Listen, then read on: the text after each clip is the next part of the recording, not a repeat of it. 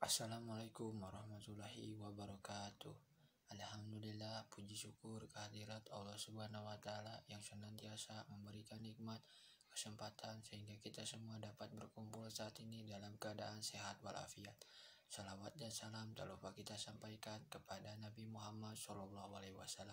Yang saya hormati Bapak Kepala Sekolah SMA Negeri 14 Garut, yang saya hormati Bapak Ibu Dewan SMA Negeri 14 Garut, dan yang saya banggakan teman-teman seperjuangan dari kelas 10 hingga kelas 12. Hadirin yang saya hormati, di sini saya akan membawakan sebuah pidato yang bertemakan suka duka belajar di masa pandemi. Saat ini tepatnya tahun ajaran 2021-2022, sekolah dan kuliah kembali melakukan pembelajaran dalam jaringan atau daring. Tersebar kabar sebelumnya jika tahun ajaran ini akan melakukan pembelajaran tatap muka dengan kuota yang dibatasi. Namun karena pandemi belum juga usai, maka pembelajaran tetap berlanjut dengan daring. Sedih bukan? Tentu saja. Saya pribadi juga merasakan hal yang sama, tapi mau bagaimana lagi? Kondisi saat ini belum memungkinkan untuk melakukan pembelajaran tatap muka. Menjaga kesehatan dan keselamatan di masa pandemi merupakan hal terpenting yang harus dilakukan untuk saat ini. Tidak sedikit juga yang mengatakan bahwa pembelajaran daring kurang efektif, baik guru maupun siswa memiliki kesulitan sendiri yang harus mereka hadapi ketika mengikuti pembelajaran daring.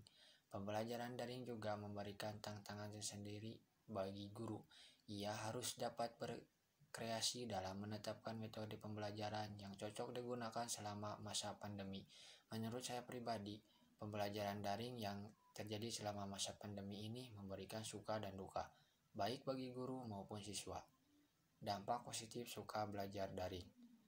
Dampak positif suka belajar daring yang pertama, baik guru maupun siswa mendapatkan wawasan dan pengetahuan baru tentang bagaimana penggunaan aplikasi yang digunakan dalam pembelajaran daring.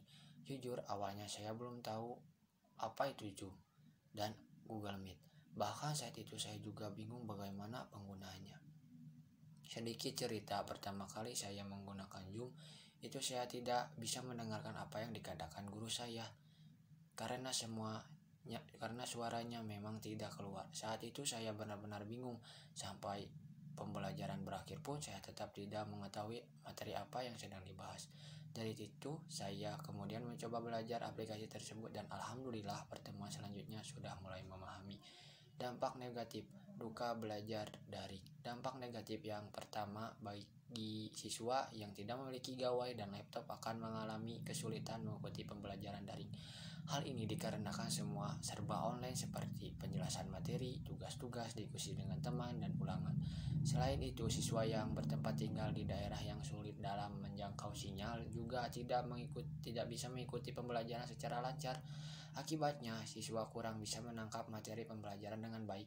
Sinyal yang tidak lancar juga menyebabkan siswa kesulitan dalam pengumpulan tugas, seperti saat ulangan yang harus selesai saat itu juga. Kedua, kurangnya interaksi antara guru dan siswa. Hal tersebut dikarenakan guru memberi tugas dan memberi tanpa menjelaskan, sehingga siswa mengalami kesulitan dalam mengerjakan tugas dan berakibat pada nilai akhir. Selain itu, kurangnya interaksi juga menyebabkan siswa kurang efektif sehingga siswa minim pengetahuan. Ketiga, banyaknya tugas pemberian tugas yang terlalu banyak menyebabkan siswa kurang bisa mengatur waktu untuk belajar, sehingga setiap harinya mereka akan disibukkan dengan tugas-tugas yang menumpuk. Hadirin, maaf bila masih banyak kata yang salah karena saya dalam tahap pembelajaran. Hadirin, hanya itu yang saya bisa sampaikan. Wassalamualaikum warahmatullahi wabarakatuh.